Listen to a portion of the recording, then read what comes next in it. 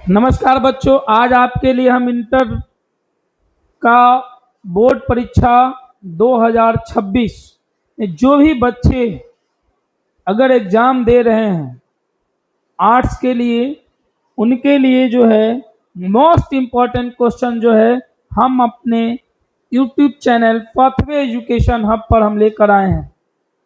तो इसे जो है देखना ना भूलें, ठीक है। और अपने दोस्तों के पास भी क्या कीजिए, शेयर कीजिए, लाइक कीजिए और कमेंट कीजिएगा और चैनल को सब्सक्राइब कीजिएगा, जो ताकि जो है आपके पास जो है ये वीडियो जो है पहुंचता रहेगा। आप आसानी से क्या कर सकते हैं, इंटर के एग्जाम में टॉप कर सकते हैं, ठीक है। तो आइए हम लोग बात करेंगे। देखिए, हमने आपको इससे पहले जो है आपको हमने मोस्ट इम्पोर्टेंट क्वेश्चन कराया था चैप्टर 1 से, ऑब्जेक्टिव सेशन आपके लिए लेकर आए थे। अब जो है आपके एग्जाम के लिए क्वेश्चन जो है लघु तरीय क्वेश्चन जो है आज हम कराएंगे, जो सीधे आपके एग्जाम को कंडक्ट करेगा, ठीक है। तो आइए हम लोग बात करेंगे, चलिए तो देखते हैं।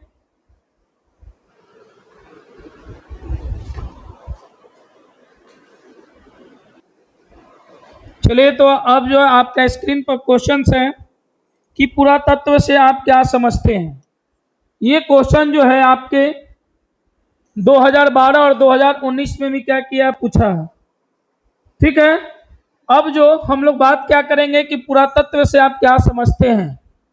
कह रहा है कि पुरातत्व जो है इतिहास की वह शाखा है जिसके अंतर्गत क्या उत्खनन द्वारा क्या किया, उत्खनन द्वारा प्राप्त प्राचीन अवशेषों, भवनों, मूर्तियों, औजारों, मुद्राओं, अस्थियों आदि का क्या किया जाता है, अध्ययन किया जाता है। उसे हम लोग क्या कहते हैं, पुरातत्व कहते हैं, ठीक है।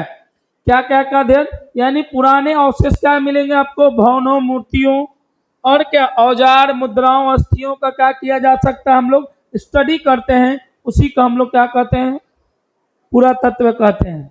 इसके आधार पर हमें प्राचीन मानव जीवन, उसकी संस्कृति, सभ्यता, कला, धर्म और आर्थिक स्थिति को भी क्या मिलती है, जानकारी मिलती है। किससे, पुरातत्व से, ठीक है। इसको आप लोग जो है याद कर लीजिएगा। अब जो है देखिए कि कार्बन 14 विधि एकदम मोस्ट इंपॉर्टेंट है। कार्बन 14 विधि से आप क्या समझते हैं, कार्बन 14 विधि से आप क्या समझते हैं। तो कार्बन 14 विधि एक वैज्ञानिक पद्धति है।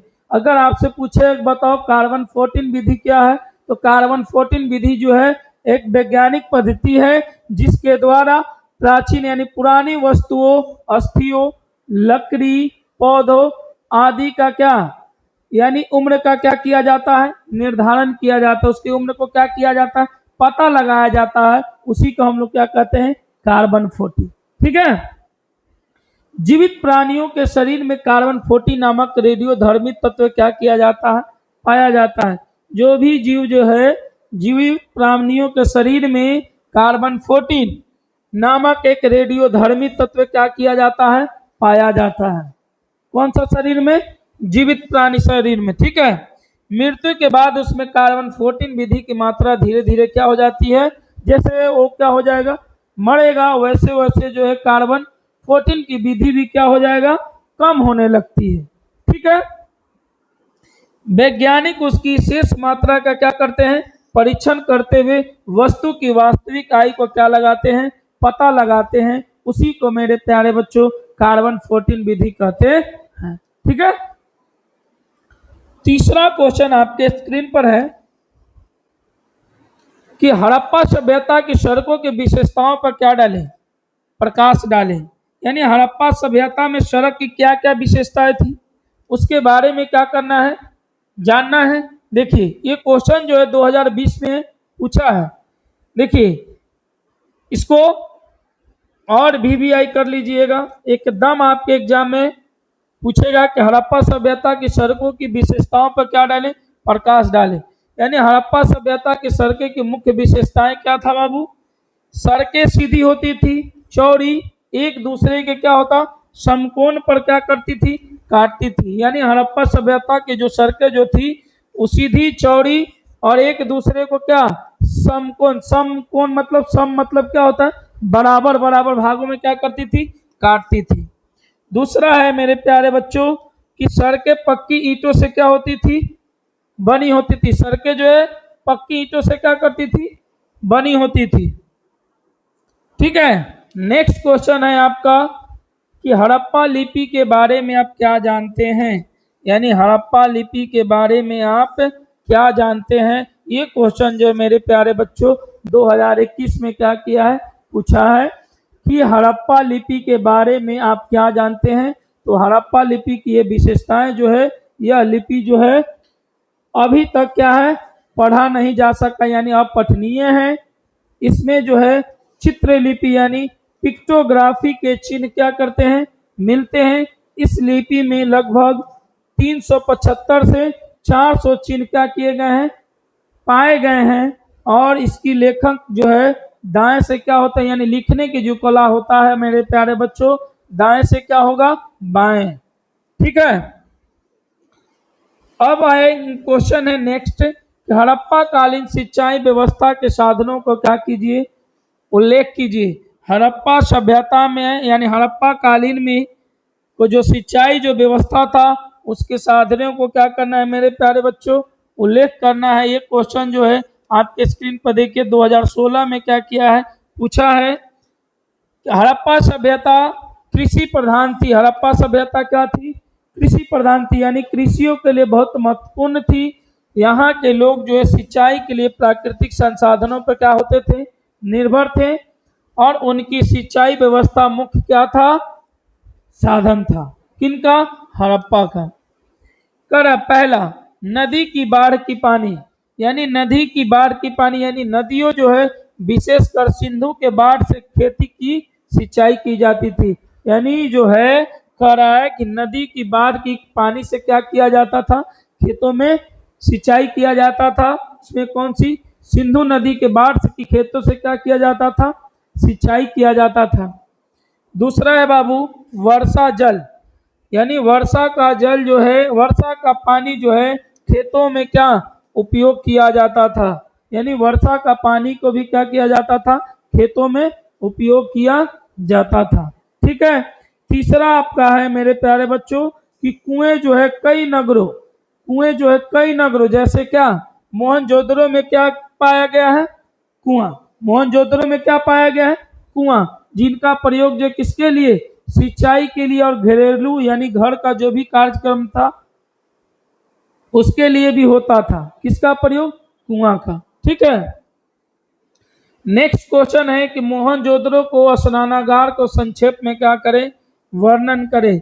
यानी मोहनजोदड़ो को स्नानागार जो था उसके संक्षेप में क्या करें, वर्णन करें। मोहनजोदड़ो का महान स्नानागार जो है विश्व का सबसे प्राचीन और सार्वजनिक स्नानागार था। कहा कि मोहनजोदड़ो को जो महान स्नानागार जो था सबसे पुराना, विश्व का सबसे पुराना और सार्वजनिक स्नान, यानी जो है वहां पर जो है सब कोई क्या कर सकते थे, स्नान कर सकते थे। ठीक है। तो आइए देखिए इसका जो है स्नानागार का जो आकार जो था 39 फीट लंबा और 23 फीट क्या था, चौड़ा और 8 फीट क्या था, गहरा था। ठीक है। फर्श जो है पक्की ईंटों और बिटुमिन, बिटुमिन मतलब डामर से क्या किया गया है, बनाया गया था। जो उसकी फर्श जो था वो क्या किस किस चीज से, यानी पक्की ईंट से क्या किया जाता था, बनाया गया था। पानी के आने जाने की भी क्या थी, जो स्नानागार जो था पानी की आने जाने की भी क्या थी, व्यवस्था थी। पानी जो है आर पार कर जा सकता था। धार्मिक या सामाजिक अनुष्ठानों के लिए भी इसका क्या किया जाता था, प्रयोग किया जाता था। ठीक है। नेक्स्ट क्वेश्चन है कि उत्खनन से आप क्या समझते हैं। ये क्वेश्चन जो है 2021 में पूछा है। क्या पूछा है कि उत्खनन से आप क्या समझते हैं। देखिए जितने क्वेश्चन जो हम आपको करा रहे हैं वो सारा जो है PYQ है, यानी प्रीवियस ईयर क्वेश्चंस आपके एग्जाम में क्या किया है, पूछा गया है। ठीक है, 10 साल 5 साल में जितने क्वेश्चन एराइज किया है बोर्ड, उसी के अनुसार से जो है हम आपको करा रहे हैं। देखिए कि उत्खनन से आप क्या समझते हैं। कह रहा है कि मिट्टी पत्थर आदि की परतों को क्या कर हटाकर पुरानी वस्तुओं को, अवशेषों और प्रमाणों को खोजने की प्रक्रिया को क्या कहते हैं बाबू, उत्खनन कहते हैं।